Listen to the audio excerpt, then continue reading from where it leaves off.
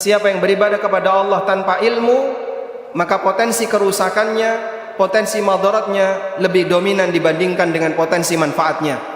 Salah satunya adalah orang yang beribadah kepada Allah atau melakukan perbuatan yang dia sangka bahwasanya itu bagian dari ketaatan kepada Allah, tapi justru sebaliknya itu memicu atau menjadi penyebab orang lain berbuat maksiat kepada Allah Subhanahu wa taala.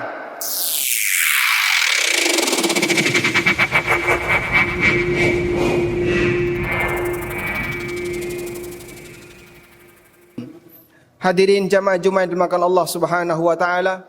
Pertama, layak kita bersyukur kepada Allah atas hidayah dan kemudahan yang Allah berikan kepada kita sehingga kita bisa melaksanakan ibadah salat Jumat di kesempatan siang hari ini dalam kondisi semuanya serba baik. Semoga Allah Subhanahu wa taala menjadikan ibadah kita diterima oleh Allah sebagai amal saleh yang ada hasilnya kelak di hari kiamat. Jamaah dimakan Allah Subhanahu wa taala, kita memahami adanya dua kalimat syahadat, isinya adalah pasangan, ikrar akan keesaan Allah dan ikrar akan status Nabi kita Muhammad sallallahu alaihi wasallam sebagai utusan Allah. Kita mengucapkan asyhadu an la ilaha illallah, bentuknya adalah ikrar untuk menyatakan Allah lah satu-satunya zat yang berhak disembah dan selain Allah tidak berhak untuk disembah. Dan kita mengucapkan wa asyhadu anna Muhammadan Rasulullah, dan kita bersaksi bahwasanya Muhammad adalah utusan Allah sebagai ikrar bahwa dalam beribadah kepada Allah kita harus mengikuti panutannya, kita harus mengikuti utusannya, panutan kita yaitu Nabi Muhammad sallallahu alaihi wasallam. Karena tidak mungkin seorang hamba bisa beribadah kepada Allah dengan baik tanpa bimbingan dari utusan Allah Subhanahu wa taala. Jika manusia dalam beribadah dibebaskan untuk melakukannya sesuai dengan cara mereka sendiri-sendiri, berarti sebenarnya mereka tidak butuh Nabi. Adanya Nabi sebagai konsekuensi bahwa mereka perlu penjelasan tentang bagaimana cara beribadah kepada Allah dengan benar. Karena itulah mentaati Rasul sallallahu alaihi wasallam sama dengan mentaati Allah, sebab mentaati utusan sama dengan mentaati yang mengutus. Allah Subhanahu wa taala berfirman, "May yuti'ir rasula faqad ata'a Allah." Barang siapa yang mentaati Rasul, hakikatnya dia mentaati Allah. Dan dalam beribadah kita diperintahkan oleh Allah untuk mengikuti sesuai dengan petunjuk yang Allah turunkan. Allah berfirman, "Ittabi'u ma unzila ilaikum min rabbikum wa la tattabi'u min dunihi awliya." Ikutilah apa yang telah diturunkan dari Rabb kalian kepada kalian dan jangan mengikuti selain Allah Subhanahu wa taala siapapun orangnya. Sehingga dengan bimbingan inilah manusia ketika beribadah akan menghasilkan pahala yang maksimal, pahala yang diterima oleh Allah Subhanahu wa taala. Sebaliknya, ketika orang itu beribadah kepada Allah tapi tanpa didasari dengan panduan, tentu potensi kerusakannya lebih besar dibandingkan potensi kebaikannya. Karena itu para ulama mengatakan, "Man taqarraba ila Allah bighairi ilmin fakana mimma yufsid aktsaru mimma yuslih."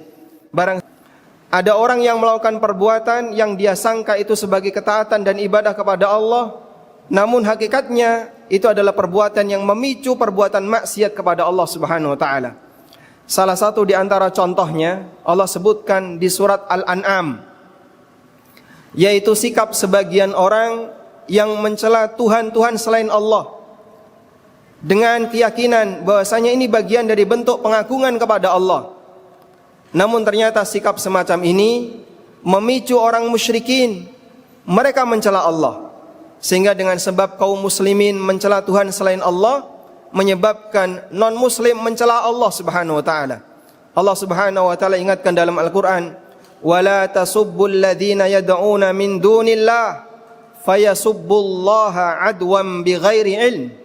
Janganlah kalian mencela Tuhan-Tuhan yang disembah selain Allah, karena kadang itu menjadi penyebab orang kafir memberikan balasan dengan cara mereka menghina Allah, mereka mencela Allah Subhanahu wa taala adwam bighairi ilmin, diiringi dengan semangat permusuhan dan tanpa landasan ilmu. Sehingga ada sebuah perbuatan yang bisa jadi dianggap oleh pelakunya sebagai amalan yang bisa mendatangkan pahala, Namun ketika itu dilakukan dengan cara yang salah, justru hasilnya sebaliknya. Perbuatan itu bukannya mendatangkan pahala, namun justru mendatangkan dosa dan perbuatan maksiat. Di sini saya akan bacakan keterangan yang diucapkan oleh Ibnu Aqil, yang disampaikan oleh Ibnu Aqil dalam kitabnya Al-Funun. Peringatan yang beliau sampaikan, ada perbuatan yang menurut orang bodoh agama dianggap sebagai amal saleh, tapi bagi para ulama itu tindakan maksiat. Menurut orang yang tidak paham agama itu dianggap sebagai ibadah, tapi bagi para ahli ilmu, bagi para ulama itu adalah tindakan durhaka. Qala Ibnu Aqil rahimahullah fil Funun.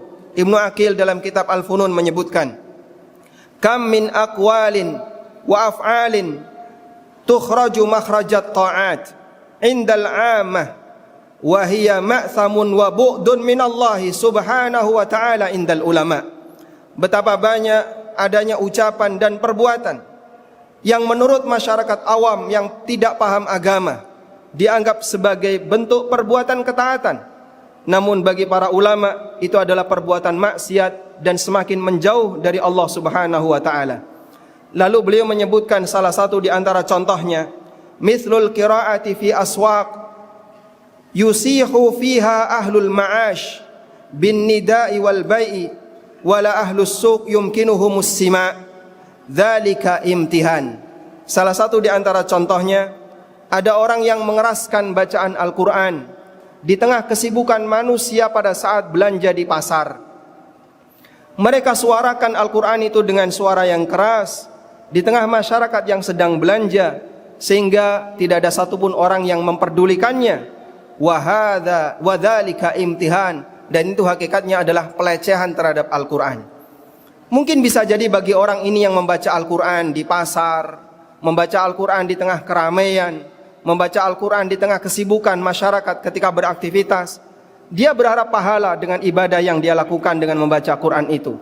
Tapi bagi para ulama, ini hakikatnya adalah pelecehan terhadap Al-Quran, karena dia baca di tengah orang yang tidak mau memperhatikan Al-Quran. Sementara Allah subhanahu wa ta'ala berfirman, wa idza quri'al Qur'anu fastami'u lahu wa ansitu la'allakum turhamun. Apabila dibacakan Al-Quran, maka tenanglah dan diamlah, perhatikan Al-Quran, la'allakum turhamun, agar kalian dirahmati. Kasus yang sama juga pernah terjadi di masa Rasulullah sallallahu alaihi wasallam. Para sahabat mereka melakukan qiyamul lail di masjid Rasulullah sallallahu alaihi wasallam, di Masjid Nabawi. Satu orang, kadang ada yang sholat sendirian, ada yang berjamaah 5 orang, ada yang berjamaah 3 orang, dan mereka membaca Quran saling mengeraskan suaranya, sehingga satu sama lain mereka berlomba-lomba mengeraskan bacaan Al-Quran ketika salat. Rasulullah sallallahu alaihi wasallam kemudian keluar dan beliau memberikan peringatan kepada mereka bahwa hakikatnya kalian ini sedang bermunajat kepada Allah dan bukan saling membuat gaduh. Maka perhatikanlah suara kalian, jangan terlalu keras agar tidak mengganggu antara satu dengan yang lain. Bisa jadi orang ini bersuara keras dengan maksud agar sholatnya bisa lebih serius, tidak ngantuk, atau bisa dengan maksud agar membangunkan orang yang tidur. Tapi ternyata Rasulullah sallallahu alaihi wasallam melarangnya. Dalam sebuah perjalanan, kita dianjurkan ketika melewati tempat yang menanjak agar kita membaca takbir Allahu Akbar, Allahu Akbar, Allahu Akbar.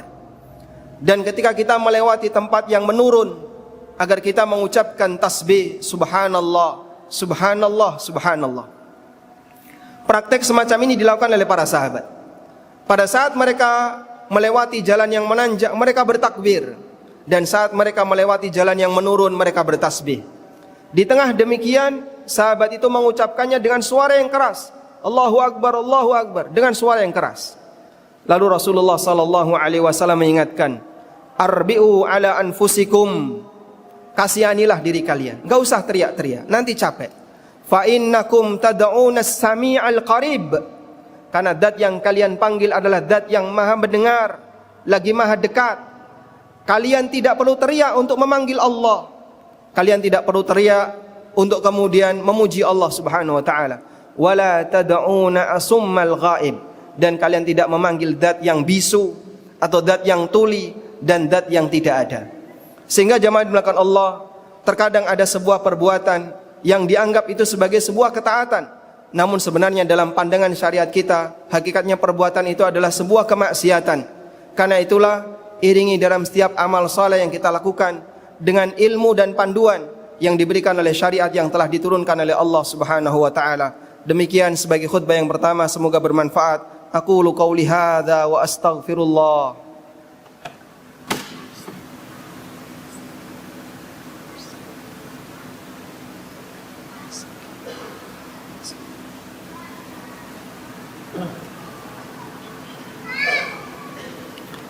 Alhamdulillahi wa kafa, wassalatu wassalamu ala rasulil mustafa, wa ala alihi wa sahbihi wa man iqtafa, wa ashhadu an la ilaha illallah wahdahu la syarika lah, wa ashhadu anna muhammadan abduhu wa rasuluh. Ya ayyuhalladzina amanu taqullaha haqqa tuqatih, wa la tamutunna illa wa antum muslimun. Kaum muslimin, jamaah Jumat dimakan Allah Subhanahu wa taala. Nabi SAW mengajarkan adab ketika orang itu beribadah, agar ibadahnya yang dia lakukan tidak sampai mengganggu orang lain. Salah satunya adalah ketika salat. Kita memahami bahwa melewati orang yang sedang salat, lewat di depan orang yang sedang salat itu dosa besar. Seperti apa ukuran dosa besarnya? Rasulullah SAW menyebutkan dalam hadis yang sahih, "Lau ya'lamul maru ma bainahu," andaikan orang yang melewati orang yang salat itu mengetahui ancaman yang ada di hadapannya, "lakana ayyakifa arba'in khairun lahu min ayyamurra baina man yusalli," atau kama qala sallallahu alaihi wasallam. Andaikan orang yang mau melewati di depan orang yang salat itu mengetahui ancaman besar yang Allah berikan kepadanya, maka dia akan lebih memilih untuk tetap diam walaupun selama 40 hari minimal, dibandingkan dia harus melewati di depan orang itu. Siapakah di antara jamaah sekalian yang mau dibayar dengan harga 5 juta atau 10 juta, tapi syaratnya Anda harus berdiri diam selama 40 hari? Saya yakin gak ada satupun orang yang mau. Karena kita gak kuat untuk berdiri selama 40 hari. Jangankan 40 hari, petugas keamanan yang dia berdiri selama 8 jam itu pun harus ada istirahatnya, apalagi selama 40 hari. Nabi SAW memberikan gambaran, andaikan orang yang melewati di depan orang yang salat tahu betapa besarnya ancamannya, niscaya dia lebih memilih untuk diam selama 40 hari daripada harus melewati orang itu. Karena saking besarnya ancaman itu dan saking menakutkannya ancaman itu. Karena itulah, ketika Anda selesai salat wajib lalu mau meninggalkan jamaah, mau meninggalkan masjid, maka perhatikan jangan sampai melewati orang yang sedang salat, dan lewati saja orang yang sedang zikir. Karena melewati orang yang sedang duduk zikir, orang yang sedang membaca Quran diperbolehkan dengan ijma' kaum muslimin. Tapi melewati orang yang sedang salat, apapun posisinya, baik dia berdiri, dia rukuk, dia i'tidal, apalagi ketika sujud, hukumnya haram berdasarkan sabda Nabi SAW. Dan selanjutnya, mengingat akan hal ini, maka jangan sampai kita menjadi penyebab orang lain lewat di depan kita salat. Bentuknya bagaimana? Salat di depan pintu, atau salat di tempat yang memungkinkan bagi orang lewat di depan kita. Hindari tempat-tempat yang sensitif untuk dilewati orang, sehingga menyebabkan orang lain berbuat maksiat disebabkan karena kesalahan yang kita lakukan.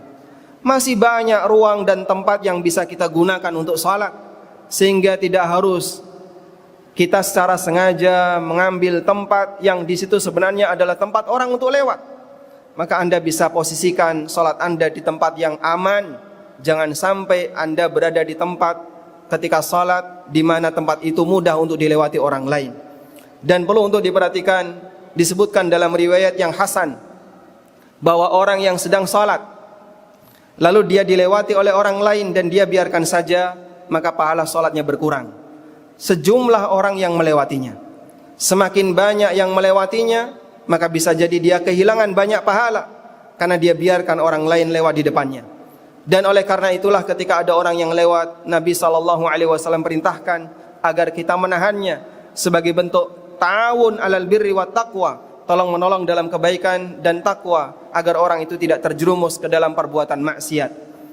Demikian pula ketika seorang hamba sedang melaksanakan ibadah kepada Allah, membaca Al-Quran di masjid, maka Anda tidak perlu gunakan suara keras, karena ruang dengar ini milik umum. Siapapun punya hak untuk kemudian mendapatkan ketenangan. Sehingga kalau di masjid orang yang sholat butuh tenang, agar dia tidak terganggu dengan suara yang lain. Secara logika, orang beribadah ketika membaca Quran, itu ibadah yang sifatnya pribadi. Kamu membaca Quran untuk dirimu sendiri. Berbeda dengan khutbah. Khutbah itu disampaikan untuk umum. Maka untuk membaca Quran, bisakah Anda gunakan suara yang pelan? Dan tidak perlu menggunakan pengeras suara.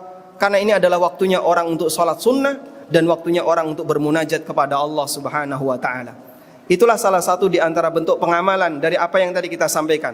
Ada orang yang menganggap bahwasanya itu bagian dari ketaatan, namun bagi para ulama bisa jadi itu adalah perbuatan kemaksiatan. Kita memohon kepada Allah Subhanahu wa ta'ala bimbingan agar setiap amal ibadah yang kita lakukan sesuai dengan panduan dan panutan yang diberikan oleh Nabi sallallahu alaihi wasallam. Dan kita berharap semoga ibadah kita diterima oleh Allah Subhanahu wa ta'ala sebagai amal saleh yang ada hasilnya kelak di hari kiamat. Allahumma salli ala Muhammad wa ala ali Muhammad kama sallaita ala Ibrahim wa ala ali Ibrahim innaka Hamidum Majid. Allahumma ighfir lil mu'minina wal mu'minat wal muslimina wal muslimat al ahya'i minhum wal amwat innaka sami'un qaribun mujibu da'wat ya qadiyal hajat. Allahumma aminna fi awtanina wa aslih a'immatana wa wulata umurina wa'inhum ala tanfidhi amanatihim. Allahumma arzuq lahum wuzara'as salihin. Allahumma arzuq lahum bitanatas salihin. Rabbana hab lana min azwajina wa dhurriyyatina qurrata a'yun waj'alna lil muttaqina imama. Rabbana atina fid dunya hasanah wa fil akhirati hasanah wa qina adzaban nar. Wa sallallahu ala nabiyyina Muhammadin wa ala alihi wa sahbihi wa sallam. Wa akhiru da'wana anil hamdulillahi rabbil alamin wa qumu ila salat.